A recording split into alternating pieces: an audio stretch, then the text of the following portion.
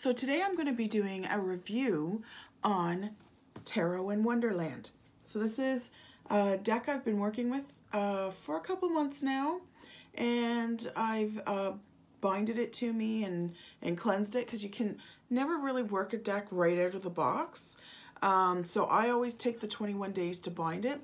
You can find out how to cleanse and bind your decks on another video that I did under tarot lessons, so be sure to look for that. But I wanted to kind of show you what this deck is all about. This is a deck by Barbara Moore, and if you like Alice in Wonderland, you're going to love this deck. If you like fairy tales, you're probably going to love this deck as well. The artist is Eugene Smith. Very imaginative, very creative, very colorful artist. They both put a lot of work into this. The box itself is nice hard cardboard, very sturdy, very heavy, because it comes with a 360-page full color guidebook. So it's definitely a big commitment, like as far as reading goes, but they give you lots and lots of information. They give you quite a few spreads in here as well. We're going to go through the book and the deck, but I just wanted to show you what the box looks like. There's the side there, and like I said, on the back of the deck, or on the back of the box here, they show you some examples of the cards, but I'm going to show you that in a minute. And I was really impressed that when they're describing it, they say it's true to the traditional Rider-Waite-Smith cards. So I like that it's true to that, but I also like that they use all three names, because even the Rider-Waite decks often only say Rider-Waite and not Rider-Waite-Smith, because Pamela Smith was kind of left off, and she was the artist of the Rider-Waite-Smith deck. So I love that they include her name. That's very nice, because the other two were guys. Pamela Smith was the artist. Like I said, she died penniless and didn't get a lot from her art out of it. So I'm glad that they're including her, and it's a cute little description. So the box itself, the lid is magnetized here, or the lip. So it's nice, no Velcro or whatever it is that you have to work with sometimes. So when you open it up, this is what you see. So you see a nice checkerboard pattern on one side, and then you see this, this is the manual or the book that comes with it. There's a lovely red ribbon, and you can just lift the ribbon and the book comes out. So it's nice. You don't have to be digging at your box. This is the book, the 360-page book. We're going to look at that in a second. And then when you look in the box, there's the deck itself. So again, you can use the ribbon to pull the deck out. You don't have to stick your finger down here and try and get all the cards out. It just lifts out super easy with the ribbon. There's the deck of cards. And there's the back of them. So Alice is there. And there's a timepiece and a drink me bottle. And then there's the white hair, of course, as well. So that's the backs of the cards. And there's an added little bonus in here. I thought it was really cute. So when you lift the deck out, there's the Cheshire Cat smiling at you at the bottom. So I thought that was very sweet. And then I'm just going to close that up. And like I said, I've got the book here. So Wonderland in Tarot. And it's a beautiful book. They've got about the author, Barbara Moore, and the artist, Eugene Smith here. They've got lots and lots of information, but it's so colorful. There's tons to read, but that's just one of the various pictures peppered, generously peppered throughout this book. They've got some of the traditional black and white pictures that you'll probably recognize if you've read the Alice in Wonderland book. There's one more of the pictures that you'll see in this book. What else do we have? Yeah, there's another one. And they go through each card. They relate it to the card in terms of Alice goes. So let me just see here. Oh yes, the Three of Swords. Always looks sad. Let me see. see, what have we got here? They go through each of the suits, each of the major arcanas, down the rabbit hole. Okay, so here we go. So this is a good one. So Six of Pentacles. So there's the Six of Pentacles picture. They have a lot of spreads in the back too, which I really like. I really like this picture too. Where is it? I was trying to find that. Oh yeah, so this is, I think this is the Queen of Pentacles. Yes, the Queen of Pentacles. I love that she's in a little toy shop. Because she's all about that mothering, right? She's the minor arcanas version of the mother of the tarot. And then they get into the spreads. And they have like all kinds. They've got the basic spreads, of course. They've got choice spreads. They've got falling down the rabbit hole spread. They've got looking through the looking glass spread. What else? The Mad Tea Party spread. The White Rabbit Stress spread. How to play croquet. So they've got tons and tons of different spreads if you're looking for fun, different spreads to do. But I really like that they relate it. So I'm going to read to you the Six of Pentacles just as a for instance. So they've got each card has its own little section and they divide it up. So it's through the looking glass is the first one and then down the rabbit hole and then they have keywords. So the Six of Pentacles is, we often think of the Mad Tea Party as being the Hatter's affair, since he is the one, after all, who was stuck at 6 p.m. However, the party is held at the Hare's house. The Hare is the one who offers Alice wine, even though there isn't any. He is the one who offers her more tea, even though she hasn't had any yet. Even though the Hatter sometimes acts like he is in charge, such as taking the clean places at the table, this is really the Hare's event. Children have strong ideas about fairness. In fact, one of their favorite complaints is that something isn't fair. Throughout Alice's adventures, she faces many situations that aren't fair. As befits a story about growing up, naturally she's coming to terms with the sometimes unfair or arbitrary rules of society that is important. Sometimes Alice's choice in the face of unfairness is to simply leave, which is what she does at the tea party. Sometimes she tries to change things with varying degrees of success. Here, the Hare is in charge of all the treats, and Alice and the Hatter only get what he allots them. Are his methods of deciding who gets what's entirely fair? That probably depends on who you ask. So now the down the rabbit hole part is, in a reading, this card suggests that resources are needed, and they are also available. If you have a need, there is a way to get it met, but it won't come for free. There will be hoops that need jumping through and paperwork that needs filling out. People need to be contacted. Cases need to be made. Pride might need to be swallowed. Help can come in the way of scholarships, loans, endowments, or charity. If you are not in need, then this card invites you to consider helping those who are through some method of formal giving. And then it's got the keywords charity, fairness, gift, donation, grant, scholarship, loan, sound, judgment, taxes, fees, sharing the wealth. Sharing the wealth. Sounded like Christopher Walken there for a second. Asking for help. So it does give you a really good in-depth on each card, as well as there's a colorful picture to go with each card as well. So picture, then through the looking glass, down the rabbit hole, what the meaning is, and then the keywords. So it really is quite a study. And there's quite a few, like with the Seven of Wands here, for instance, they do a quote right from the story. So I find that really interesting. Of what I've read, I'm like, I'm learning more about Alice in Wonderland than I planned on. Like, I thought I knew the story, but some of the quotes, I'm like, I don't remember that quote. But I'm glad that I'm being reacquainted with it, because Barbara Moore obviously knows Alice in Wonderland quite well and did quite a great job on this tarot deck. And I really like it. And like I said, it does stay pretty true to the Rider-Waite-Smith form.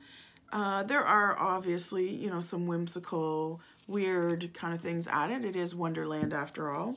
So we've got, so the cards are, you know, they're bendable and flexible, which is good. They're coated, so, you know, they've got a durability about them, which is nice too. I'm not afraid of breaking them or ripping them. They're a little thinner than I would have expected, but, you know, if they'd gotten much thicker, the deck would have been quite big, right? So I get it, but at the same time, I'm like, you know, I don't know. I would have preferred slightly thicker, just slightly. So it's not a deal breaker by any means. They are, like I said, quite good and quite flexible. So we've got here the King of Wands. He's known as a charming man. He's a snake charmer. That's why he's got a snake on his nose there that he's balancing. I think it's funny, the aces, you know, they usually have like that's the Ace of Cups, but then they've got some random hand just from the side, bringing in the more traditional version because it's usually a chalice that we're used to seeing. So they give the Wonderland version, and then they also do the traditional version. There's the Hermit there. Now the only thing with this card is the Hermit doesn't have a lamp or a light. Normally he has a light, but this Hermit seems to be going into the depths. He's going into the deep dark forest. Alice is behind him, waving a handkerchief goodbye, knowing that he's going to be gone for a while. We've got the Five of Swords here, which is interesting because it's all about that bittersweetness, sacrifice that needs to be made. We've got the Queen here. She's not looking too happy, but she never does. She's the one that's off with their heads, right? And then there's a couple guys that are sort of moaning in the background, as is traditional. We've got the Eight of Swords here. Very traditional way of doing it. You know, there's bondage involved. She can't see. She's surrounded by swords. I love the artistry. It's, you know, the cards are blowing around. There's cards within cards. I love sort of that kind of image too. We've got the moon here. They're taking a nice stroll along the water. They've included the crab. They've got the two dogs. So I love that. They've included a lot of the, you know, important imagery that's needed to make it the moon card. The Six of Swords, very traditional, in a boat going down the river with her swords in the nighttime. But it's a calm water, you know. It's like, okay. Then we've got the Four of Swords. And the Four of Swords, you know, traditional. The guy's resting. See, what I'm doing right now is I'm imagining what the Four of Swords looks like in the Rider-Waite-Smith, or in my working deck, the Gilded deck that I use all the time. So I'm taking those images that I remember, because I know the cards very well, and I'm translating it over. So in the Rider-Waite-Smith, there's three swords that are on the wall, and I know in my Gilded deck, they're kind of on a plaque on the wall, and the guy is lying down in my working deck on a couch and sleeping, but he's got a sword right near him. Yeah, he's got a sword right near him, and same thing in my Gilded deck, same thing in the Rider-Waite-Smith deck. He's got the sword right at his hand, so at any moment if anyone would surprise him, he'd be able to grab his sword and do a good fight, so to say. Then we've got the Five of Cups, which is traditionally the mourning or the grieving card. So you've got Alice up there reaching for these cards, and it's funny because or cups, I mean, in the same Rider-Waite-Smith and in my Gilded deck, there's three cups that are tipped over, and she's upset over it. The person in my deck is upset over it. They don't notice the two cups that are behind them. Sorry, there's activity going on in my parking lot.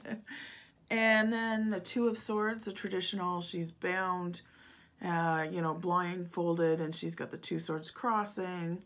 The March Hare, I believe, is that way, and the Mad Hatter's that way, and then we've got the Cheshire Cat as the moon. So there's lots of fun elements put in there.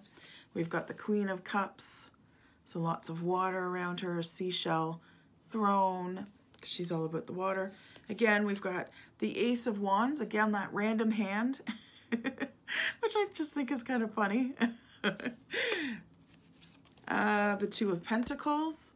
So in this one, the clock, sort of like the pocket watches are kind of the pentacles, and the Mad Hatter's, you know, juggling his two as he's walking down the grass there.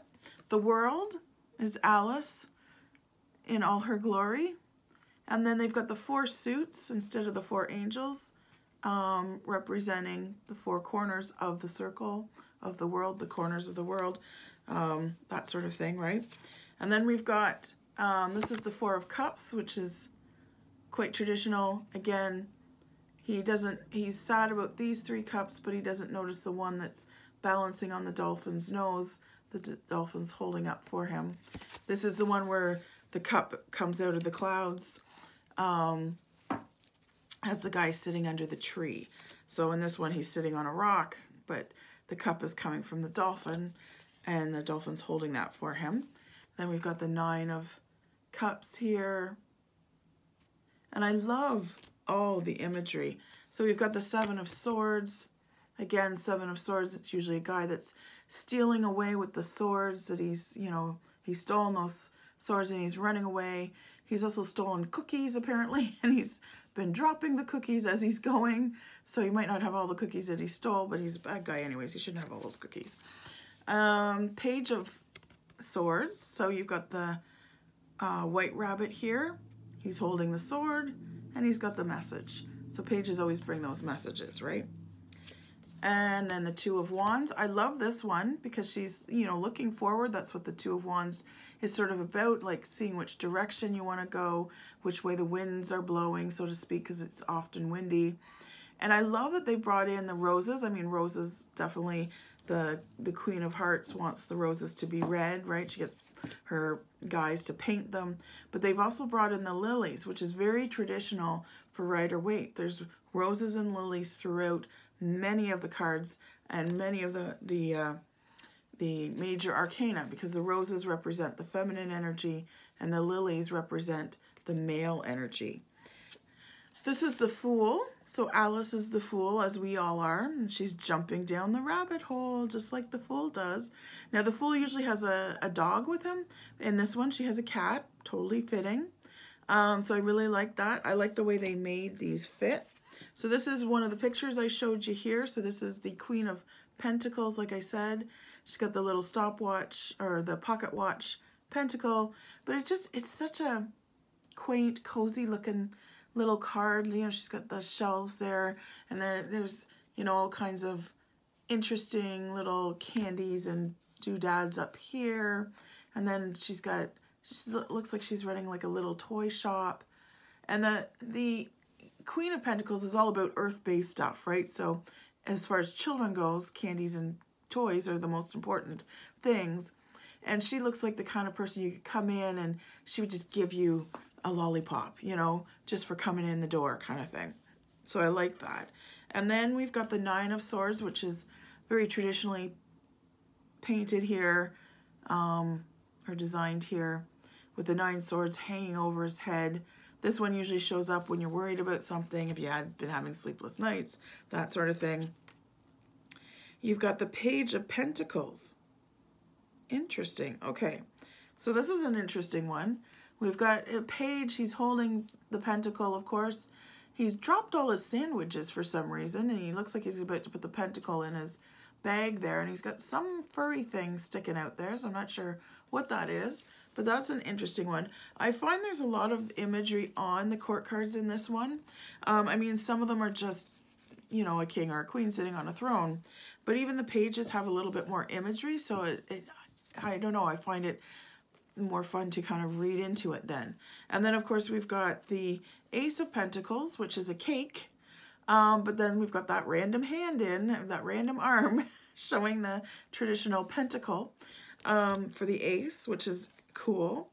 The 10 of Pentacles, which is always a nice one. It's about family and the happy endings and the contentment, and you know, there's animals and there's her family there, and there's the 10 Pentacles, and she's sleeping on a beautiful red velvet couch, looking very tucked in, with her cat beside her, or with a cat beside her, sleeping with her as well. Nothing like having a nap buddy. Always good. the Ten of Cups. So the Ten of Cups is always a cheerful card as well. It's the King and Queen. Again, a lot about getting together, family, that sort of thing. We've got these chess pieces and they're cheering and they're dancing. They're looking happy. And we've got the wall here, wall of protection. And we've got the 10 cups up on the wall. And they just look like they're walking away very content and satisfied. And then we've got the Sun. So the Sun is kind of interesting because they do include the wall. There's a wall. There's usually a naked baby on a horse who's just jumped over the wall. And they've included the sunflowers. That's awesome. But we've got the two queens here. The White Queen and the Queen of Hearts. And Alice is very interestingly positioned. She's turned towards the Queen of Hearts, but looking at the White Queen. I almost sense that she's torn between the two. This is normally a victory card, but they're not looking terribly happy about their victory. So, interesting card. It's been an interesting one in a read, too. We've got the Nine of Wands. We've got some funny looking characters in this deck, which is awesome. And then again, that random hand for those aces. So this is the Ace of Swords. We've got Strength. So for Strength, Alice has a deer instead of the lion. I think this is the first Strength card that I've seen that doesn't have a lion or some kind of lion on it. So interesting. So she's in the dark woods, but she's got her deer. She's not looking scared, you know, because she's got strength, right? The Seven of Pentacles.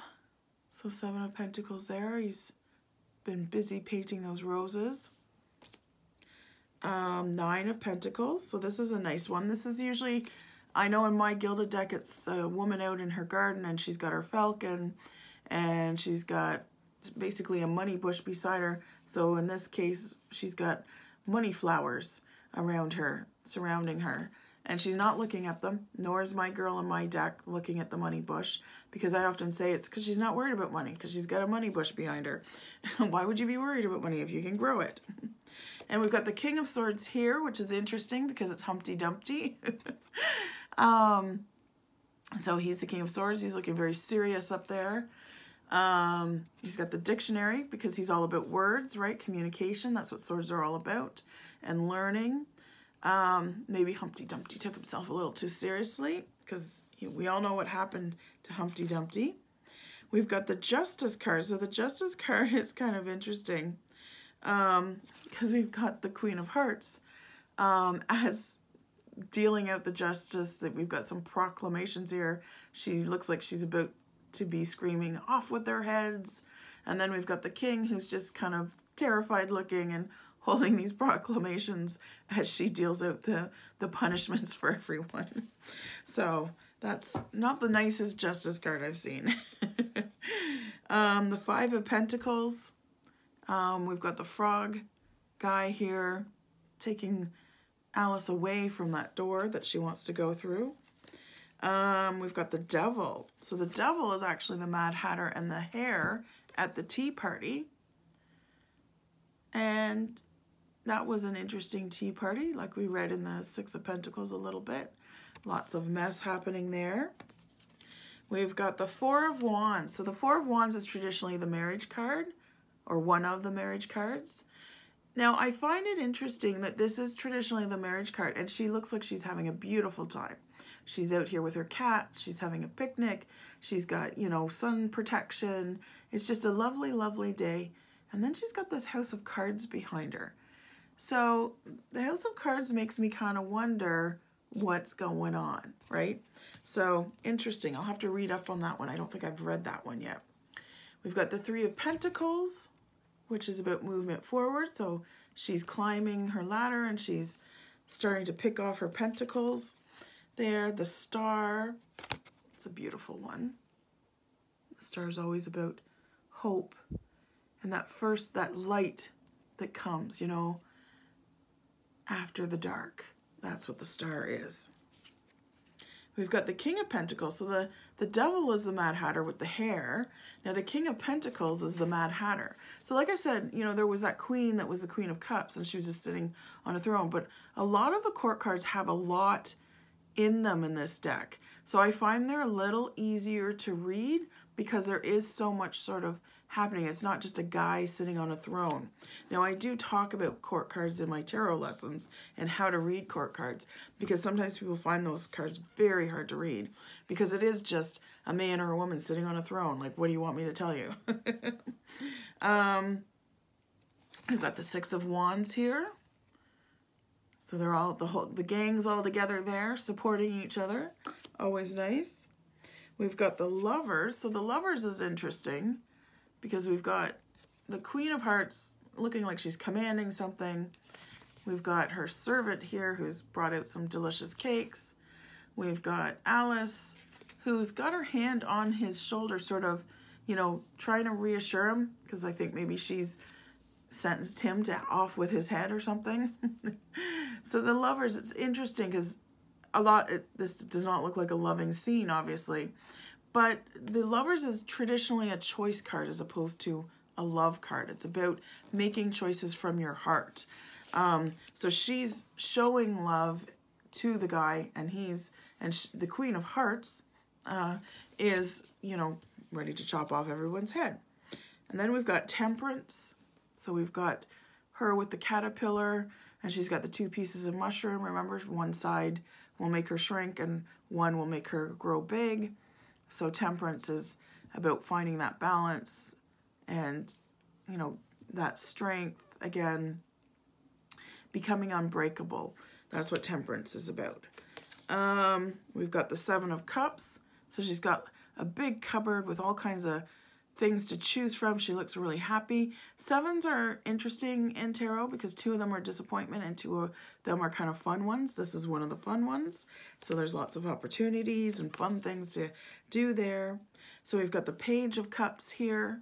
Traditionally, the Page of Cups in the Rider-Waite-Smith has a fish in his cup. So I like that little nod to Rider-Waite there.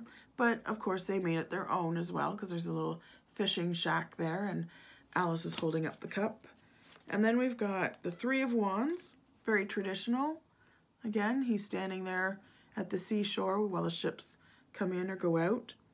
He's checking the time. Threes are about that initial energy. The Eight of Pentacles, this is kind of, I thought this was kind of a funny thing, a funny one, because it's the king, right? And he's been drawing pentacles, he's been working hard. He's got this giant pencil, and he's got a normal size pad, and he's trying to draw pentacles with this giant pencil. He's been doing pretty good. He's got 7 of them up there. So it's like, wow, okay. But it just seemed like a funny exercise.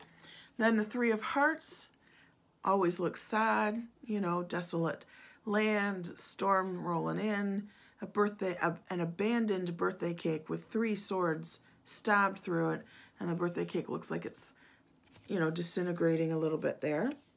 And then we've got the Three of Cups.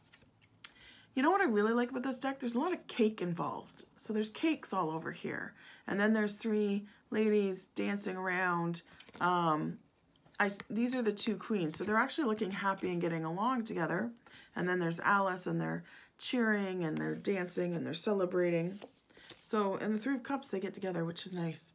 We've got the Page of Wands. So he's a little out of character as far as, you know, what's going on, but there's lots happening.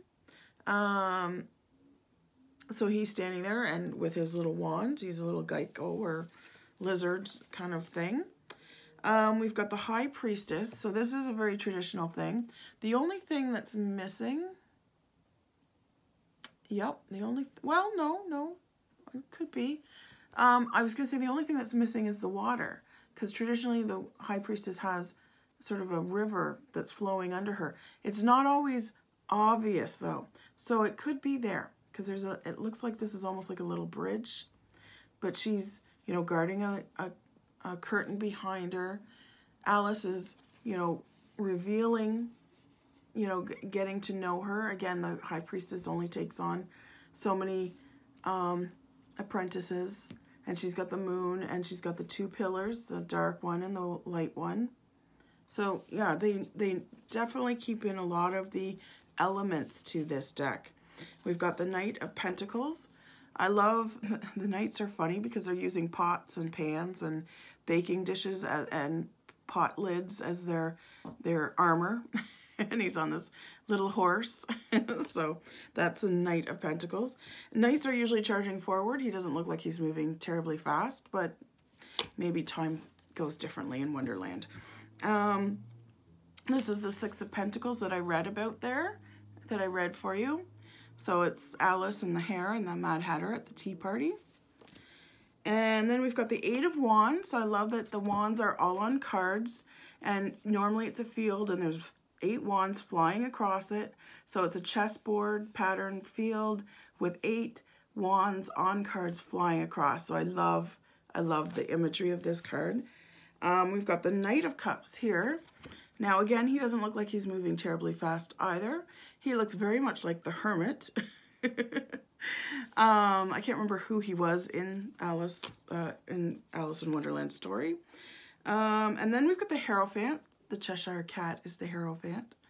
So that's interesting because the Hierophant does make connections. He's about making connections, about bringing family together, traditions, that sort of thing. He's also supposed to be someone you can ask for guidance because, of course, he's, you know, a holy man, that sort of thing. So she does tend to ask him for guidance a lot through the story. Not always in a timely way, of course. We've got the Emperor. So the dodo is the Emperor. I mean, the Emperor is the dad of the tarot, right? So what dad isn't a dodo? Right? All dads are kind of dodos in ways. We've got the Chariot, which is kind of interesting because there's no chariot, but she's got the pink flamingo and she's playing croquet. So, you know, it's a victory card. Maybe she wins and she's moving things forward, which is what the Chariot is about. We've got the Six of Cups, which is very much in line with the Rider-Waite. You know, the white rabbit there is giving Alice one of those delicious looking sundaes or parfaits or whatever they are. And there's all kinds of flowers around. There's an elephant with wings, a purple elephant with wings. So I really like this because sometimes this is nicknamed the nostalgia card. So it's kind of like, are we addressing the elephant in the room? I like that. We've got the Tower card. So the Tower, of course, always brings sudden, unexpected destruction and discombobulation.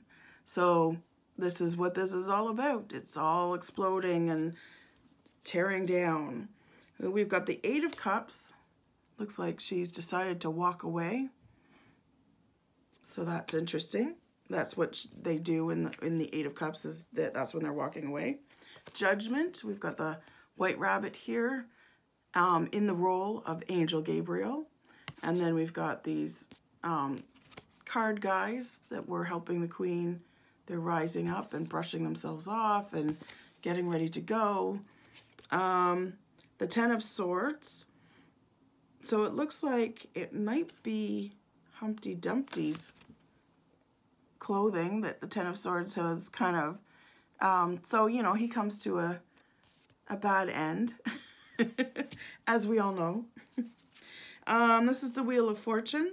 So I like that it's sort of upside down looking, but it's like it's a clock and they're running and there's cards and there's chess pieces and the chessboard there and, you know, that sort of thing. So the Wheel of Fortune is a good card. However, it can be a little bit confusing at times. So that's kind of interesting. We've got the Queen of Swords. So again, just a woman on the throne, but there are some other elements in there as well. Looking very serious, of course, as one does when one's holding a throne. We've got the Seven of Wands, which is usually about being defensive, and you can see that there's 7 wands coming down on Alice, and she's having to sort of keep them off. We've got the Death card. So the Death card here is drink me. She's drank everything. She's blowing out the candle, and blowing out a candle is essentially a death of that candle, right? So I love the imagery for the Death card. It's not as scary as most Death cards, but you know when you see it to kind of take it seriously. So that's an interesting card. And then we've got the King of Cups. So a water element. He's floating away on his throne there. He's the king that was with the Queen of Hearts. So he's a little passive. We've got the Empress, which is the White Queen, and Alice is helping to dress the Empress.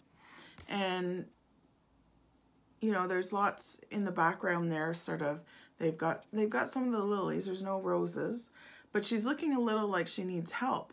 The Empress is usually, you know, about abundance coming in and all that kind of stuff, but this one needs a little help from Alice because she's putting a shawl over her. She's missing a shoe, which I'm sure Alice is going to be helping her with, that sort of thing. Again, things are a little bit different in the Wonderland world. We've got the Knight of Swords. Now, this one does look like he's charging forward. It's a unicorn on a horse. And of course, that's very unusual. Not something you see every day. Four of Pentacles, which is all about stability and whatnot, and contentment. So you've got the little dormouse, sound asleep in the teapot, looking quite content. There's some cookies there that have been nibbled on. So he's probably nice and full and warm and ready to go to sleep. We've got the Knight of Wands. So this is another knight that looks like he's actually moving and charging forward.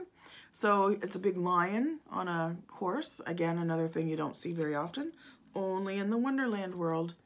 The Ten of Wands, he's carrying his sticks on his back, his wands on his back.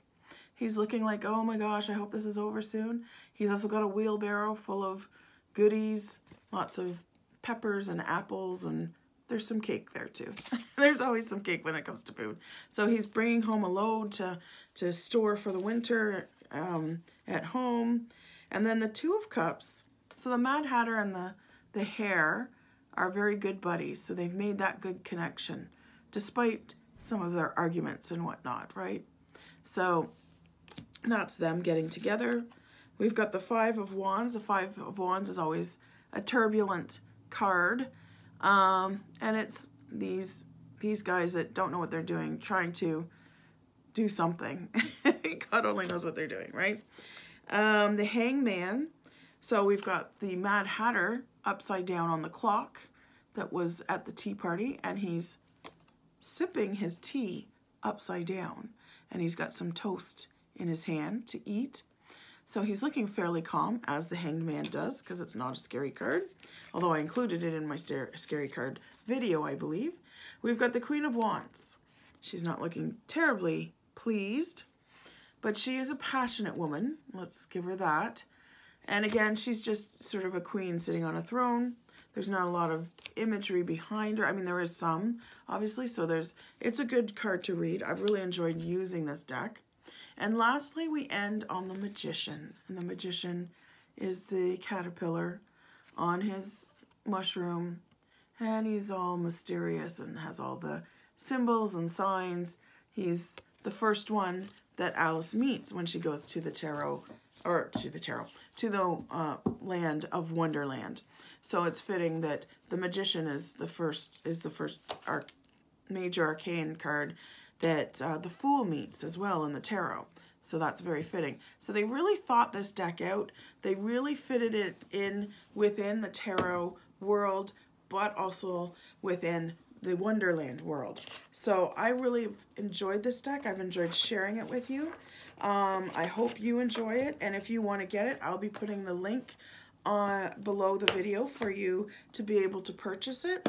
It helps me out when you do click through the link and purchase. You don't always have to purchase this. You can purchase anything you want. As long as you click through the link, it does help me. And it makes it so I can still keep doing these videos for you guys so that you can enjoy the lessons and the reviews and the readings and things like that. So thank you for joining me on this review. I hope you enjoyed it, and I was glad that I was able to show you everything. Okay, take care for now. Bye.